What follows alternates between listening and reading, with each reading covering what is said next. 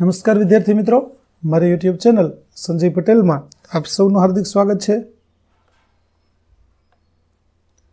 મિત્રો, આજના વિડીયોની અંદર આપણે ધોરણ 4 વિષય છે અંગ્રેજી, જેનું યુનિટ 10મું, જેનું નામ છે સેફટી ફર્સ્ટ.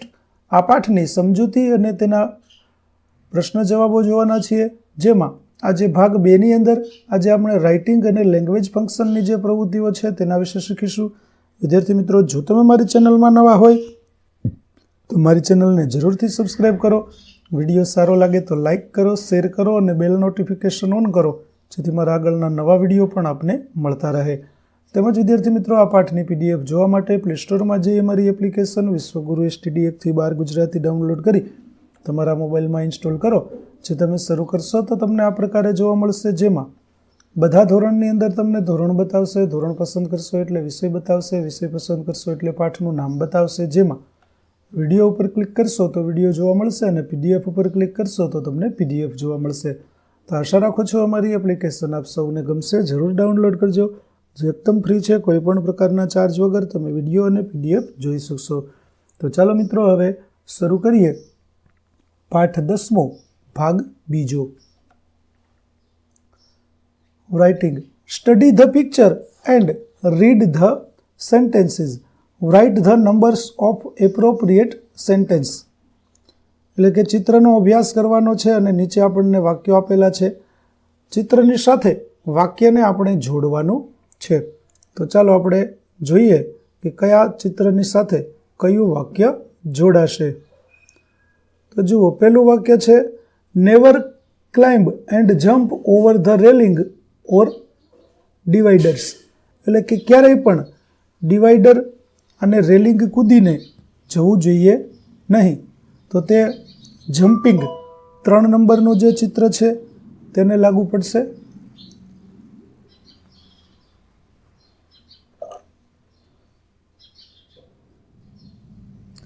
પેલું ચિત્ર છે તે 4 નંબર દર્શાવે છે આપણને કે it is safe to use the zebra crossing while crossing the road.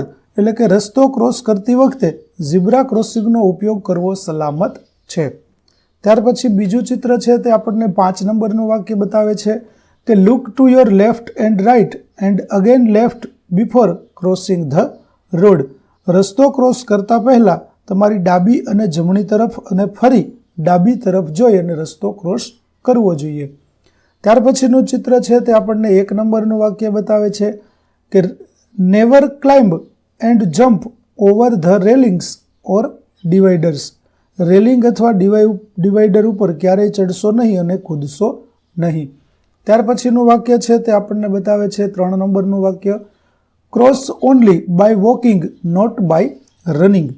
એટલે કે દોડીને નહીં, ચાલીને જ રસ્તો ક્રોસ કરો. ત્યાર પછીનું ચિત્ર છે તે આપણને 2 નંબરનું વાક્ય બતાવે છે કે look at the light signal, the red man says to stop and green man says to go. લાઇટના સિગ્નલ જુઓ, લાલ બત્તી છે તે રોકાવાનું કહે છે અને લીલો માણસ છે તે જવાનું કહે છે. ત્યાર પછી છેલ્લું ચિત્ર છે તે આપણને 6 નંબરનું વાક્ય કહે છે કે cross only after the vehicles have stopped. વાહનો બંધ થયા પછી જ રસ્તો ક્રોસ કરો. તો આ પ્રકારે રોડ ઉપર આપણે જ્યારે જઈએ ત્યારે આ બધી બાબતોનું ધ્યાન તમારે વિદ્યાર્થી મિત્રો રાખવું જોઈએ. ચાલો આગળ જોઈએ. હવે સ્ટડી ધ પિક્ચર્સ. આપેલા ચિત્રો છે તે જુઓ, તેમાં શું કરવું અને શું ન કરવું તે આપણને બતાવવામાં આવ્યું છે. જેમ કે પ્રથમ ચિત્રની અંદર ગાડી ચલાવતી વખતે મોબાઈલનો ઉપયોગ ન કરવો જોઈએ. બીજું ચિત્ર છે તેમાં એક ગાડી પર 4 લોકો બેઠા છે તો વધારે લોકોએ મુસાફરી એકસાથે ન કરવી જોઈએ. ત્રીજું ચિત્ર છે તે સાચું છે. જુઓ, તેમાં બંને વ્યક્તિ છે તેણે હેલ્મેટ પહેરેલું છે. ચાલો હવે fill in the blanks with the most appropriate option and rewrite the paragraph. હવે ફકરો ચિત્ર જોયા પછી આપણે ફકરો યોગ્ય શબ્દો વડે ફકરો પૂરવાનો છે, ખાલી જગ્યા પૂરવાની છે. તેના માટે કૌંસમાં આપણને શબ્દો આપેલા છે. તો ચાલો જોઈએ. A bike is not for more than 2 people. એટલે કે ગાડી 2 કરતાં વધારે લોકો માટે નથી. We must wear a helmet while riding a bike. આપણે બાઇક એટલે કે ટુ વ્હીલ ચલાવતી વખતે ફરજિયાત હંમેશા હેલ્મેટ પહેરવું જ જોઈએ. A driver should not use a cellphone while driving. ડ્રાઈવરે વાહન ચલાવતી વખતે સેલફોન એટલે કે મોબાઈલનો ઉપયોગ કરવો જોઈએ નહીં. The rules of driving should be followed. રસ્તાના જે નિયમો છે તેનું પાલન કરવું જોઈએ. If a driver does not follow rules he see meet with an accident. જો ડ્રાઈવર રસ્તાના નિયમોનું પાલન નથી કરતો તો તેનો અકસ્માત થઈ શકે છે. ચાલો હવે ફકરાને આપણે ફરીથી લખવાનો છે, તો ચાલો આપણે ફરીથી લખીએ. A bike is not for more than 2 people. Bike 2 કરતાં વધુ લોકો માટે નથી. We must wear a helmet while riding a bike. Two wheeler ચલાવતી વખતે આપણે હંમેશા હેલ્મેટ પહેરવું જોઈએ. A driver should not use a cellphone while driving.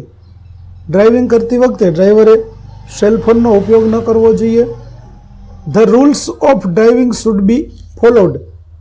વાહન ચલાવતી વખતે રસ્તાના નિયમોનું પાલન કરવું જોઈએ. If a driver does not follow the rules he meets with an accident. જો ડ્રાઈવર રોડના નિયમોનું પાલન નથી કરતો તો તેનો અકસ્માત થઈ શકે છે. ચાલો ત્યાર પછી લેંગ્વેજ ફંક્શનની અંદર study the example and complete the sentences. વાક્ય છે તે વાંચો અને પછી તે પ્રમાણે આગળનું પૂરું કરો. જેમ કે Lakshman is clever, Ranmal is clever. તો લક્ષ્મણ હોશિયાર છે, રણમલ પણ હોશિયાર છે. તો પૂરું વાક્ય કેવું થયું કે લક્ષ્મણ એન્ડ રણમલ આર ક્લેવર. લક્ષ્મણ અને રણમલ હોશિયાર છે.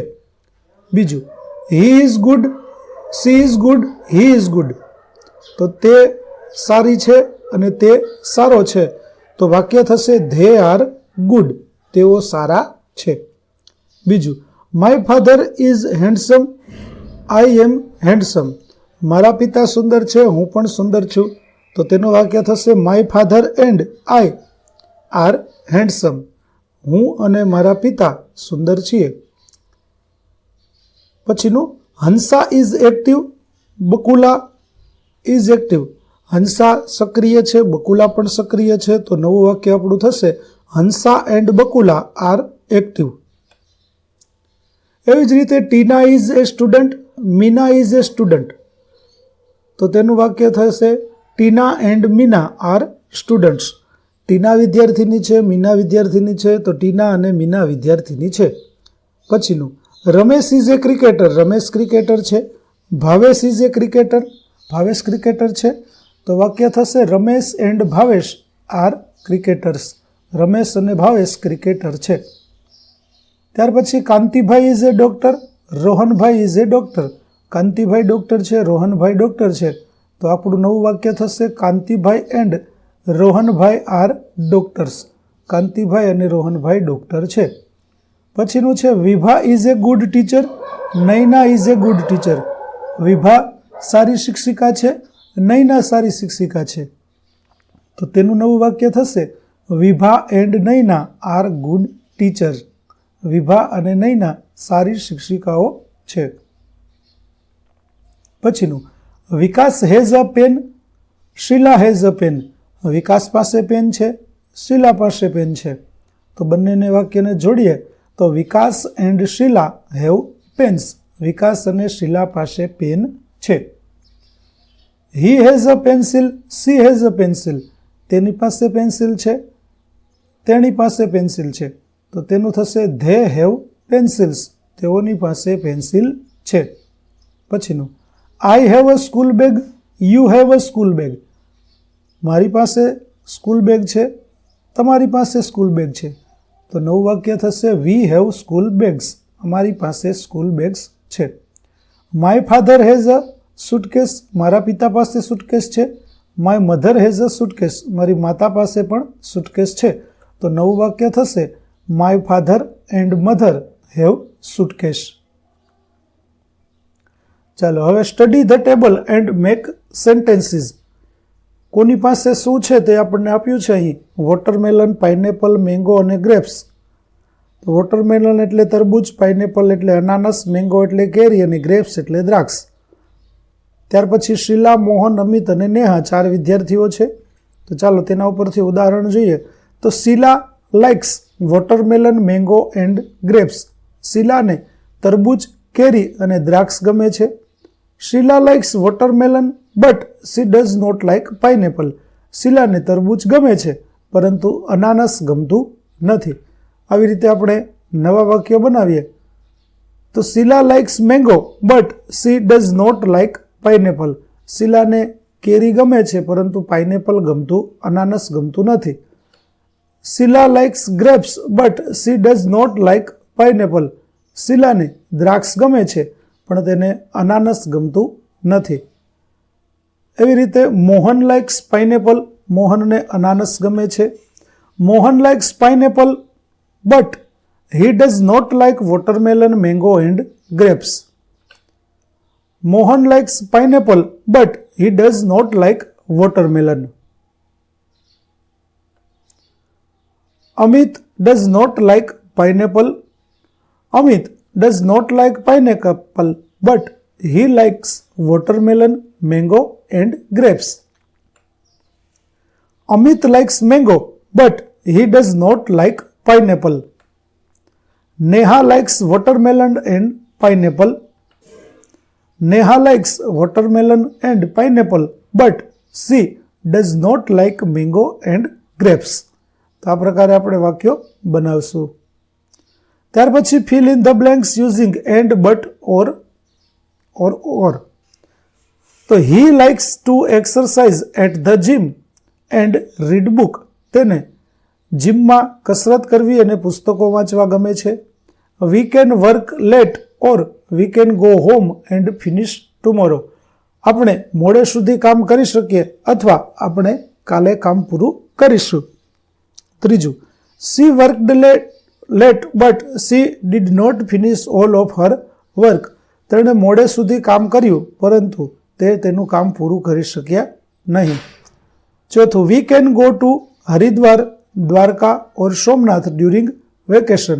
આપણે વેકેશનમાં હરિદ્વાર, દ્વારકા અને સોમનાથ જઈ શકીએ.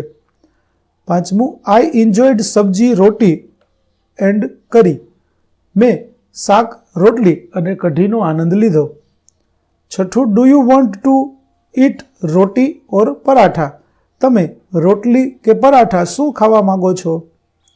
સાતમું, a monkey can jump but it can not fly. વાંદરો કૂદી શકે છે પરંતુ ઉડી શકતો નથી. આઠમું, a sparrow and an eagle can fly. તો ચકલી અને ગરુડ ઉડી શકે છે.